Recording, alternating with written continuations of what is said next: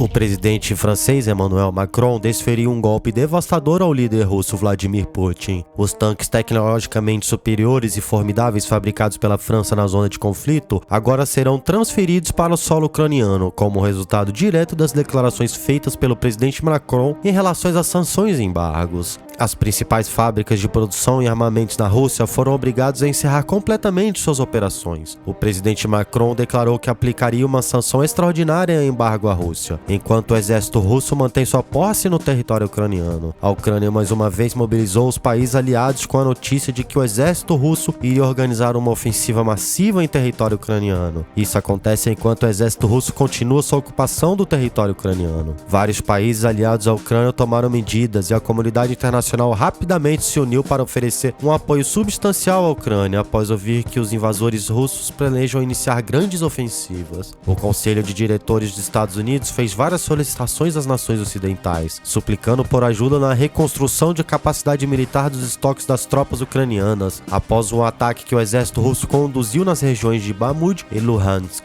Putin fez uma nova escolha e desenvolveu um grande plano que será executado em segredo. De acordo com essa estratégia, a maioria das tropas russas deveria ir para a linha de frente da guerra. O serviço de inteligência dos Estados Unidos, que reagiu à notícia tomando medidas, e informou às tropas ucranianas que a Rússia começou a mover um grande número de pessoal, veículos blindados, tanques, armas, munições e outros equipamentos militares poderosos, como sistemas de defesa aérea S-400, para a fronteira com Belarus, de acordo com autoridades do Pentágono. Um total de 17 veículos blindados do modelo Kirby, dos sistemas de defesa S-400 e 12 tanques T-72 estavam a caminho da Rússia para a fronteira com Belarus. O carregamento, que incluía uma quantidade significativa de armas e munições, estava a caminho da fronteira em pouco tempo. Putin anunciou uma mobilização parcial logo após os Estados Unidos fazerem sua declaração e enviou um grande número de soldados que ele havia coagido a se juntar ao exército para a fronteira com Belarus. Após isso, veio à tona que um grande número de soldados tentou se infiltrar nas fronteiras da Ucrânia, enquanto ainda estavam dentro do país. Além disso, a fronteira com Belarus foi empurrada mais para perto. O objetivo de todas essas preparações é demonstrar que Putin planeja e executará um novo ataque às terras ucranianas em uma escala maior. No entanto, agora em resposta à declaração do presidente Macron, a França anunciou que cessará a distribuição desses microchips à Rússia, em conformidade com os acordos de longa data entre os dois países. Essa notícia causou uma grande repercussão ao redor do mundo. Além disso, os países aliados à Ucrânia também tomaram medidas para apoiar a nação em sua luta contra a ocupação russa. O governo dos Estados Unidos fez várias solicitações a nações ocidentais para ajudar a reconstruir a capacidade militar das tropas ucranianas, após o ataque realizado pelo exército russo nas regiões de Bakhmut e Luhansk. O serviço de inteligência dos Estados Unidos alertou as tropas ucranianas de que a Rússia estava movendo um grande número de pessoal do ministério, veículos blindados, tanques, armas e outros equipamentos militares avançados, como sistemas de defesa aérea S-400, para a fronteira com Belarus. Desde então, o presidente Putin anunciou uma mobilização parcial e enviou um grande número de soldados para a fronteira com Belarus. O exército russo já enviou 20 mil tropas para a fronteira entre Belarus e Ucrânia, de acordo com Vladimir Putin. Em resposta a esses desenvolvimentos, as tropas ucranianas têm fortificado suas posições ao longo da fronteira com Belarus, com o apoio do secretário de Defesa dos Estados Unidos. Foram estabelecidos sistemas extensivos de defesa aérea ao longo da fronteira, e as forças ucranianas têm construído novas posições e frentes, incluindo a construção de paredes de proteção na faixa da fronteira com Belarus para dificultar a passagem das tropas bielorrussas. Os Estados Unidos emitiram uma nova declaração pedindo aos amigos da Ucrânia que apoiem a resistência ao ataque planejado pelos invasores russos e que a Ucrânia forneça toda a assistência possível à fronteira com Belarus. Em resposta a esses apelos, outros países aliados, incluindo a França, têm agido rapidamente para ajudar a Ucrânia. Várias remessas de ajuda já estão indo ao caminho para a Ucrânia, inclusive tanques produzidos na França que desempenharão um papel significativo no campo de batalha. O presidente Macron aprovou o envio de tanques de modelo Leclerc, equipados com equipamentos de ponta para a Ucrânia, e em resposta à solicitação dos Estados Unidos e da França. Além dos tanques, a França também despachou cerca de 20 diferentes veículos blindados. Com essa nova declaração, a França deixou claro que fará de tudo o que estiver em seu poder para impedir a agressão russa à Ucrânia e proteger a soberania do país. A declaração do governo russo sobre o assunto despertou muito interesse na China, que inicialmente adotou uma postura neutra no início do conflito entre a Rússia Rússia e a Ucrânia, mas agora tomou uma posição substancial ao lado da Rússia, devido à pressão dos Estados Unidos e das Nações Unidas, bem como ao temer das nações serem aplicadas. É uma verdade bem conhecida que as relações entre a Rússia e a China historicamente têm sido relativamente cordiais. No entanto, uma reunião recente realizada sob os olhos das Nações Unidas, a China anunciou que imporá grandes sanções e embargos à Rússia caso esse forneça microchips às Forças Armadas francesas. No passado, a postura da China de completa neutralidade em relação aos embargos impostos pelas Nações Unidas à Rússia chamou muita atenção e provocou várias respostas. As Nações Unidas, que não querem permitir que essa situação ocorra no momento, afirmam que se a China se calar sobre o assunto, empresas de muitas nações diferentes no mercado comercial chinês irão se retirar do mercado. O resultado das discussões entre os líderes da Rússia e da China, Vladimir Putin e Xi Jinping, que se encontraram pela primeira vez desde o início desses eventos, são atualmente objeto de grande interesse e especulação em todo o mundo. Putin não recua em suas ameaças de usar armas nucleares, apesar dos apelos de vários países para que ele não faça. Uma das principais perguntas que deixa muitas pessoas confusas é: qual lado tomará a primeira ação nos ataques da primavera?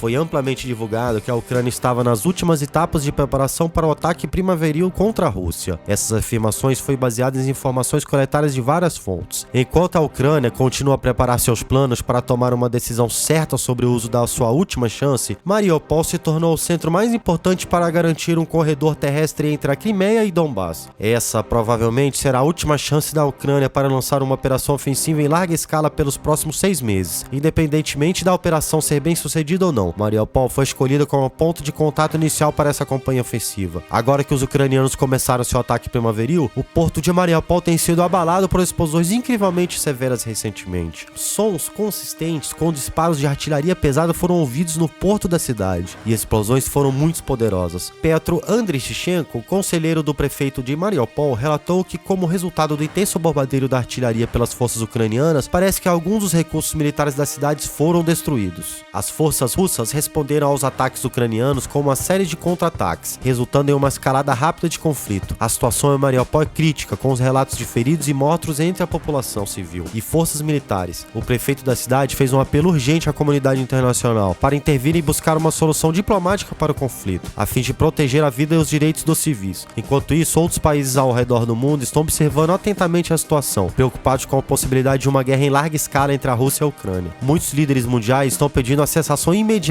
das hostilidades e o retorno às negociações diplomáticas para resolver esta crise. No entanto, as tensões continuam a aumentar, com ambos os lados acusando-se mutuamente de provocações e agressões. As Nações Unidas estão buscando uma resolução pacífica do conflito, mas até agora os esforços diplomáticos têm sido em vão. A comunidade internacional está profundamente preocupada com as consequências humanitárias do conflito, com milhares de pessoas deslocadas de suas casas enfrentando dificuldades para acessar alimentos, água e assistência médica. Além disso, a escalada do conflito aumentou o temor de uma guerra a larga escala na região, com implicações geopolíticas significativas. A comunidade internacional está apelando para um cessar-fogo imediato, para o retorno às negociações diplomáticas, a fim de evitar uma catástrofe humanitária ainda maior e uma escalada ainda maior do conflito. No entanto, a situação ainda é imprevisível e o futuro do conflito entre a Rússia e a Ucrânia permanece incerto. A esperança é que a diplomacia prevaleça e que um acordo pacífico seja alcançado para resolver essa crise regional e evitar um conflito em larga escala. A comunidade internacional continua a monitorar de perto a situação e a trabalhar para encontrar uma solução pacífica e duradoura para o conflito na Ucrânia. Enquanto os esforços diplomáticos continuam, a situação no terreno da Ucrânia continua a evoluir. Mariupol permanece um ponto de tensão com confrontos intensos ocorrendo nas imediações da cidade. A comunidade internacional está redobrando os esforços para encontrar uma solução pacífica para o conflito. Várias reuniões de alto nível foram realizadas entre líderes mundiais e os diplomatas estão trabalhando incansavelmente em negociações de paz. Além disso, a Organização para a Segurança e Cooperação na Europa, OSCE, está buscando mediar um acordo entre a Rússia e a Ucrânia, a fim de alcançar um cessar-fogo duradouro e uma solução política para o conflito. No entanto, os desafios são enormes. Ambos os lados têm posições firmes e diferenças irreconcilíveis, e a desconfiança é alta. A situação é complicada, ainda mais pela interferência dos atores externos e pelas dinâmicas geopolíticas complexas envolvidas.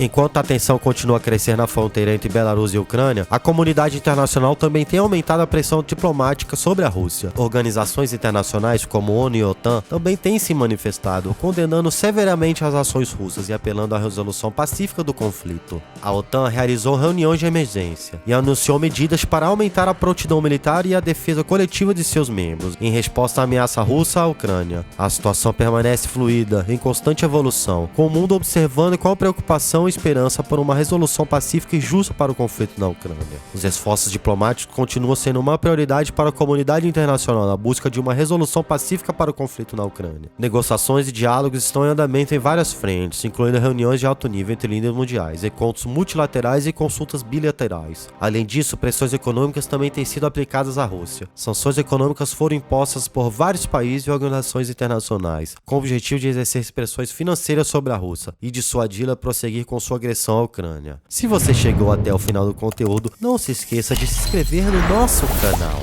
e ativar o sininho para próximos vídeos. Muito obrigado, tchau, tchau!